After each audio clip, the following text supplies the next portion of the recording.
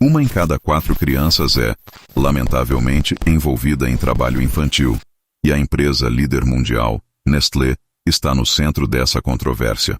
A Nestlé extrai milhões de galões de água anualmente de fontes em Springs, no sul da Califórnia. Não seria razoável concordar que seu produto não deve ser consumido em locais onde a água está contaminada? Além disso, a Nestlé não apenas se apropria da água, que deveria ser um recurso compartilhado, mas também é acusada de utilizar trabalho escravo infantil em partes da Ásia e de tentar explorar recursos hídricos em todo o mundo, desde o Brasil até Flint, Michigan. Quando se trata de corporações que operam sem consideração pela saúde, segurança e dignidade humana, a Nestlé parece estar em uma categoria à parte. O que está acontecendo com essa empresa é profundamente preocupante. Olá, pessoal. Bem-vindos de volta ao nosso canal Olhares Documentados. Hoje, vamos explorar um tópico fascinante e controverso: a Nestlé. Desde suas origens humildes até sua ascensão como gigante global, esta empresa acumulou uma série de controvérsias ao longo de sua história. Preparem-se para descobrir os segredos por trás do império da Nestlé. Vamos começar. A Nestlé ostenta o título de maior corporação de alimentos e bebidas em todo o mundo, detendo mais de 2.000 marcas diversas que abrangem produtos como chocolate, cereais, café, alimentos para bebês, água, sorvete e muito mais. Na verdade, é uma tarefa desafiadora realizar compras sem adquirir algo que tenha a marca da Nestlé. No entanto, a empresa enfrenta acusações extremamente graves, como o envolvimento em trabalho infantil, alegações de contribuir para a mortalidade infantil e a exploração de recursos no Nepal, além de contestar o princípio de que a água é um direito humano. Esses escândalos levantam questões cruciais sobre a conduta da Nestlé. Para desvendar a verdade e determinar se a Nestlé é tão vil como algumas alegações sugerem, este vídeo nos leva a uma incursão no obscuro mundo da Nestlé, lançando um olhar por trás do véu de uma das corporações mais controversas de todos os tempos.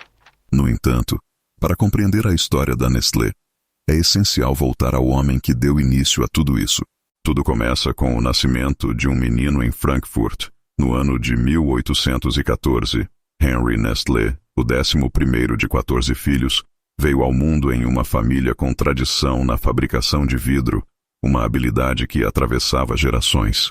Entretanto, à medida que Henry amadurecia, seu interesse pela química crescia e ele decidiu seguir o caminho da farmácia, em vez de entrar no negócio familiar.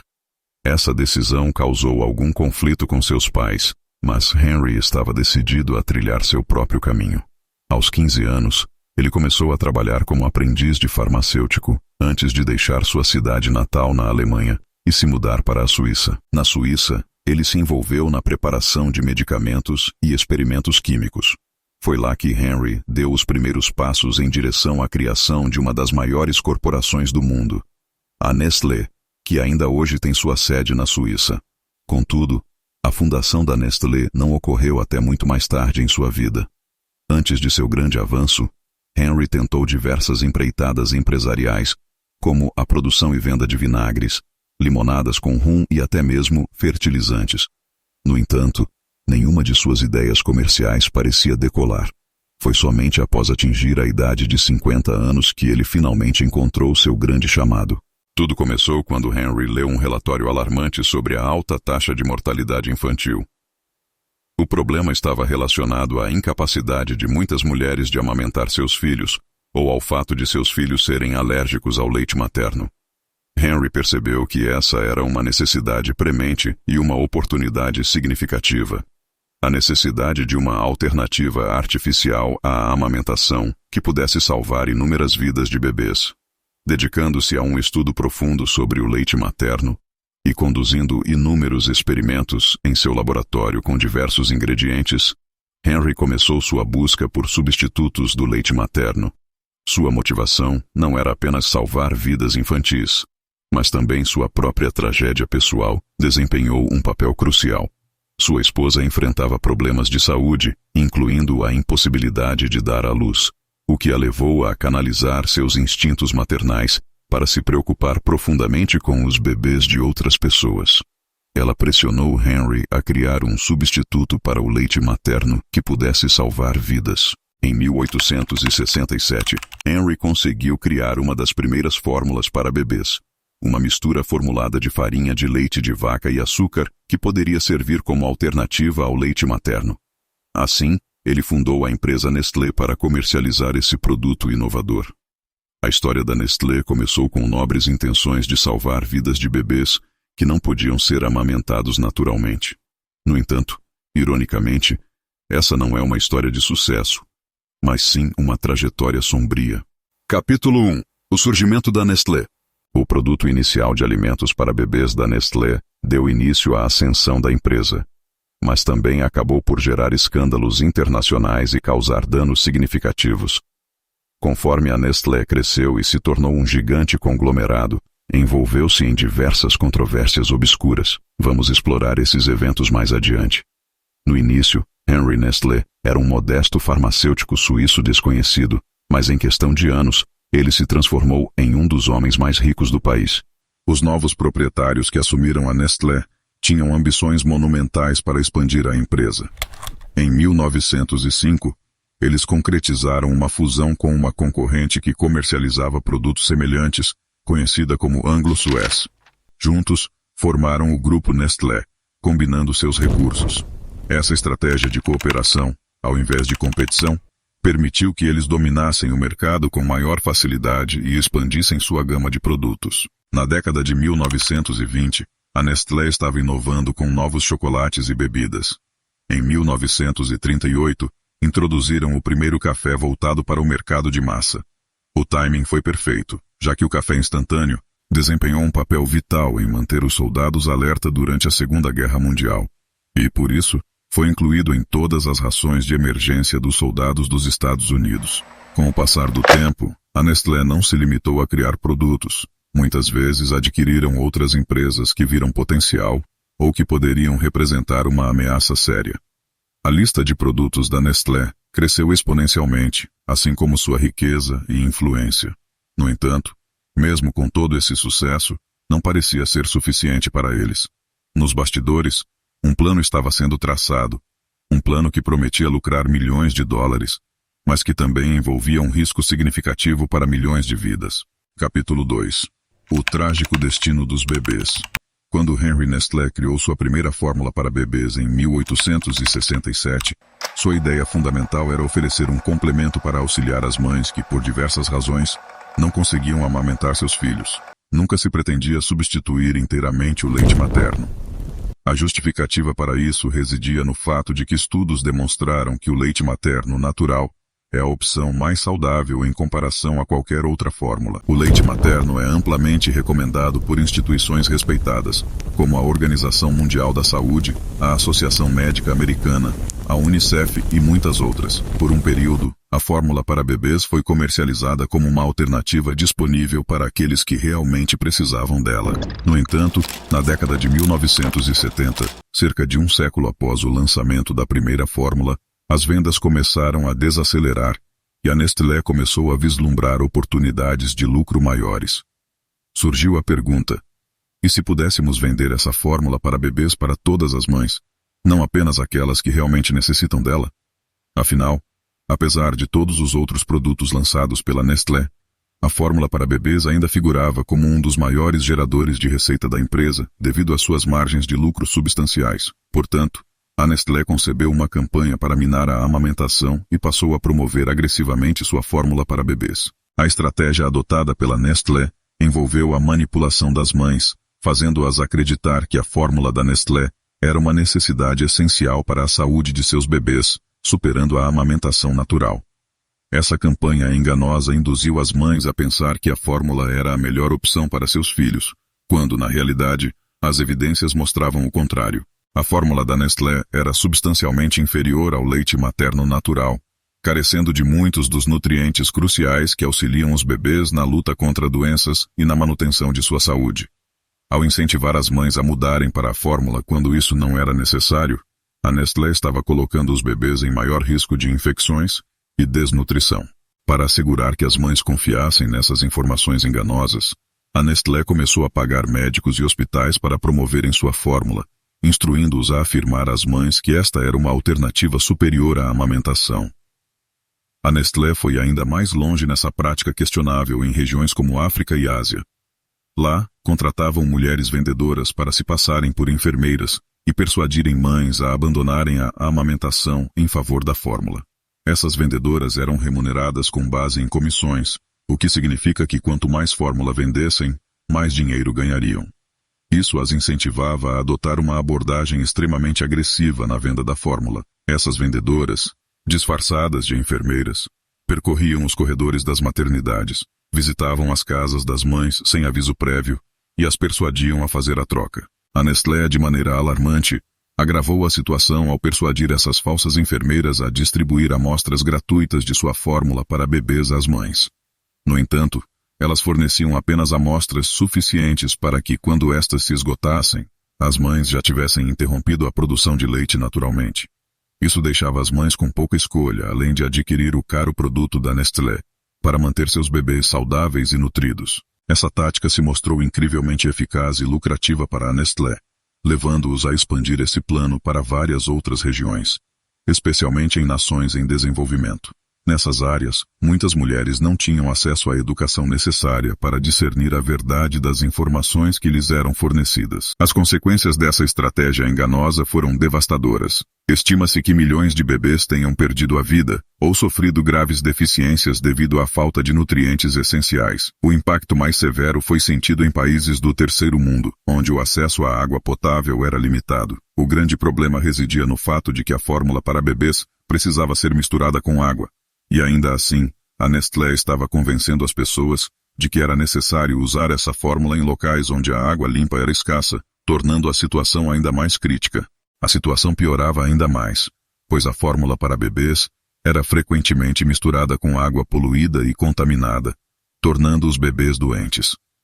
Além disso, muitas dessas mulheres simplesmente não tinham recursos financeiros para continuar comprando a fórmula para bebês. Agravando essa tragédia, as instruções nas embalagens estavam em inglês, o que a maioria das mães nesses países não conseguia ler. Isso as levava a diluir a fórmula excessivamente, sem perceber que estavam privando seus filhos de nutrição adequada. Além disso, muitas não tinham conhecimento sobre a necessidade de ferver a água antes de utilizá-la para evitar a proliferação de bactérias, o que resultava em que os bebês adoecessem.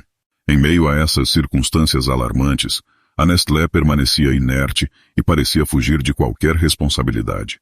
No entanto, em 1974, um artigo intitulado O Assassino de Bebês destacou especificamente as graves consequências da promoção agressiva da fórmula para bebês em países em desenvolvimento. A Nestlé foi alvo de críticas por sua participação na criação de uma demanda que não existia anteriormente. Eles convenceram os consumidores de que seu produto era uma necessidade essencial e os tornaram dependentes dele. Nesse processo, ignoraram completamente as consequências trágicas de suas ações. Quando esses eventos foram expostos e traduzidos para o alemão por ativistas suíços, o título incisivo Nestlé mata bebês surgiu, levando a Nestlé a tomar medidas legais contra eles. Contudo, isso já estava tarde demais. A cobertura desse escândalo criou uma repercussão internacional negativa para a Nestlé, resultando em boicotes em diversos países. Apesar disso, a empresa permaneceu em silêncio sobre o assunto. Entretanto, em 1978, executivos da Nestlé foram chamados para depor perante o Senado dos Estados Unidos, onde foram questionados sobre o impacto da fórmula de leite da Nestlé em bebês doentes ou em estado crítico. Logo depois, novas regulamentações foram implementadas pela Organização Mundial de Saúde, proibindo as empresas de comparar o leite materno com alternativas em pó em seus anúncios. Embora isso tenha contribuído para uma regulamentação mais rigorosa em muitos países do Sudeste Asiático e do Pacífico, a aplicação das leis em alguns lugares, especialmente em países em desenvolvimento, deixou a desejar. Nesse cenário, a Nestlé intensificou suas atividades de marketing em países com menos restrições, impulsionando ainda mais suas vendas. Em contrapartida, em locais como os Estados Unidos, onde as vendas estagnaram, a empresa tentou mudar sua imagem comprometida ao promover a amamentação por meio de anúncios estranhos que apresentavam superbebês. A ideia era distanciar-se da atenção negativa da mídia, dando a impressão de uma completa mudança de postura. No entanto, na realidade, eles continuavam a empregar as mesmas táticas exploratórias para promover sua fórmula em países onde ainda podiam escapar impunes. Recentemente, em 2018, um relatório da organização Save the Children revelou que milhões de crianças vulneráveis estavam tendo sua saúde comprometida devido às táticas de marketing agressivo usadas pela Nestlé e outras grandes corporações. Capítulo 3. A crise hídrica. Em um momento crítico, o CEO da Nestlé insinuou que o acesso à água não era um direito humano básico. Suas declarações iniciais foram recebidas com ceticismo generalizado e críticas da mídia. E mais tarde ele recuou em suas palavras. No entanto, ações posteriores da Nestlé revelam sua verdadeira posição em relação à água. Um exemplo notório ocorreu no Paquistão em 2013, quando a Nestlé começou a desviar a água potável de aldeias e cidades locais para engarrafá-la em suas fábricas e vendê-la de volta às mesmas comunidades a preços exorbitantes.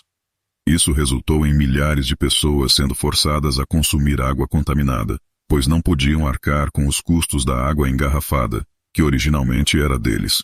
Além disso, há alegações de que a Nestlé esgotou os recursos hídricos em áreas onde atuou, causando o abaixamento dos níveis de água e a degradação do solo.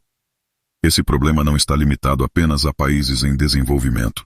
Nos Estados Unidos, por exemplo, durante a crise de seca na Califórnia, muitas empresas transferiram suas operações para fora do estado. No meio dessa séria crise de escassez de água, a Nestlé Waters continuou a extrair impressionantes 705 milhões de galões de água fresca dos parques nacionais da Califórnia. Esse processo esgotou ainda mais os já limitados recursos hídricos do estado, apenas para revendê-los aos californianos a preços exorbitantes.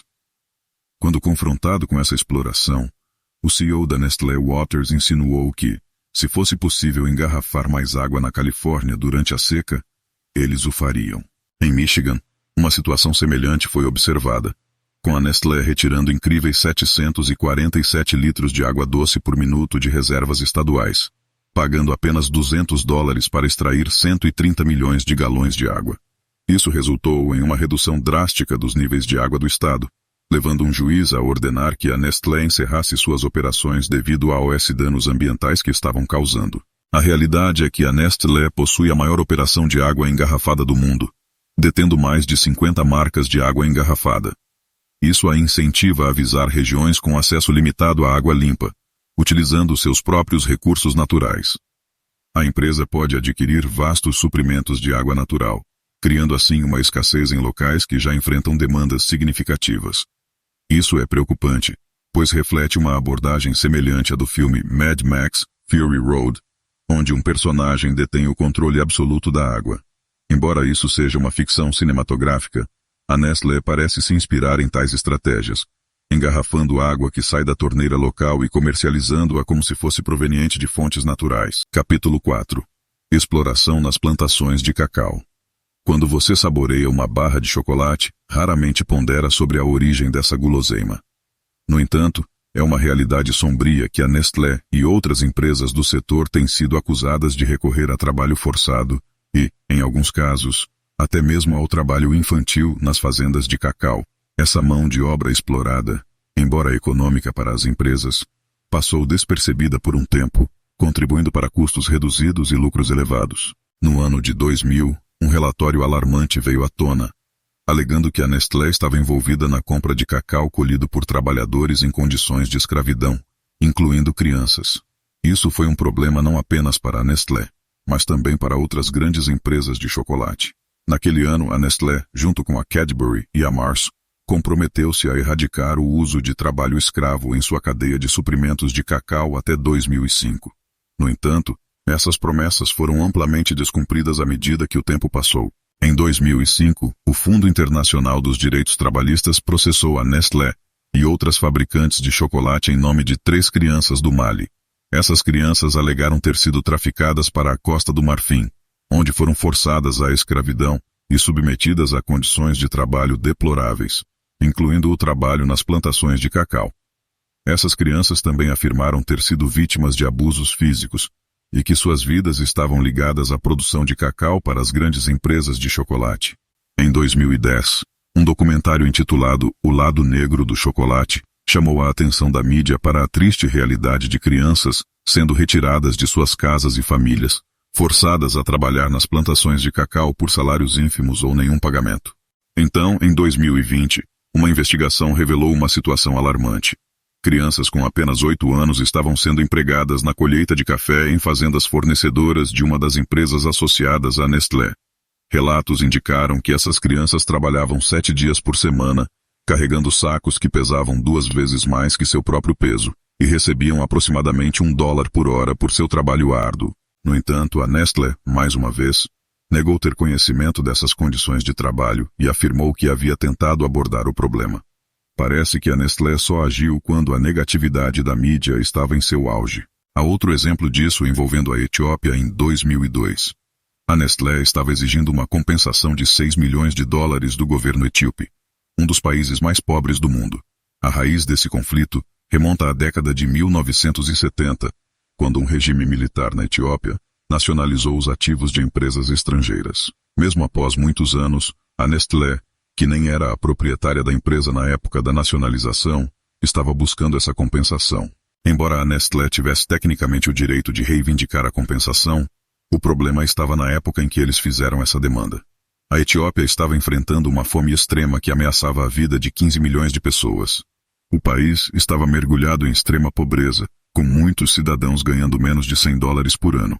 Enquanto esses $6 milhões poderiam ter sido usados para fornecer água limpa para milhões de etíopes e salvar vidas, a Nestlé, apesar de sua enorme receita de cerca de $65 bilhões naquele ano, inicialmente se recusou a abrir mão da quantia. A empresa alegou que era uma questão de princípio. No entanto, quando a mídia divulgou a história e as pessoas começaram a ameaçar boicotar seus produtos, a Nestlé rapidamente recuou e liquidou a dívida por $1,5 milhões, comprometendo-se a reinvesti-la na economia do país. No entanto, parece bastante claro que, se não fosse pelo potencial pesadelo de relações públicas, a Nestlé não tinha nenhuma intenção de recuar. E se você pensou que as controvérsias envolvendo a Nestlé haviam terminado, pense novamente. Em 2012, o Concorrência Bureau invadiu os escritórios da Nestlé para investigar a fixação de preços. Alegava-se que a Nestlé estava fazendo acordos com outras empresas de chocolate para garantir que todos mantivessem seus preços igualmente altos, de forma a não prejudicarem uns aos outros. Honestamente, poderíamos continuar listando alegações contra a empresa, como a disputa legal que alegou que a comida para cães produzida pela Nestlé Purina Pet Care resultou em doenças graves e mortes de milhares de cães. Também poderíamos mencionar as estatísticas alarmantes de poluição associadas à Nestlé. No entanto, aqui está a questão. Devido a todos esses escândalos, muitas pessoas tentaram boicotar os produtos da Nestlé. No entanto, a empresa é tão vasta que é incrivelmente difícil fazer isso, pois eles têm tantos produtos diferentes, em uma ampla gama de categorias. Ao comprar comida, água ou até mesmo cosméticos, muitas pessoas nem percebem que estão adquirindo produtos de uma marca pertencente à Nestlé. É por isso que, apesar de todas essas controvérsias, o império da Nestlé continuou a crescer e adquirir mais empresas para se tornar ainda mais poderoso. Para ser justo, tenho certeza de que há muitas pessoas que trabalham na Nestlé que só querem criar bons produtos de maneira totalmente ética. A questão é que, ao longo de sua história, a Nestlé começou como uma empresa que solucionava um problema genuíno. Mas, infelizmente, à medida que cresceu, seu modelo de negócios começou a criar problemas, tornando possível para eles vender a solução. Quando uma empresa existe por centenas de anos e possui tantas marcas diferentes, parece inevitável que alguns escândalos ocorram. E aí, pessoal? Espero que tenham gostado deste vídeo informativo sobre a Nestlé e suas controvérsias ao longo dos anos. Se vocês apreciaram o conteúdo e desejam continuar a receber atualizações regulares sobre tópicos interessantes como este, não se esqueçam de se inscrever no nosso canal. Ativem o sininho de notificações para nunca perderem um novo vídeo. Além disso, adoraríamos receber o seu apoio, então não hesitem em compartilhar este vídeo com seus amigos e deixar seus comentários abaixo. Queremos ouvir a sua opinião. Obrigado por assistirem e até o próximo vídeo.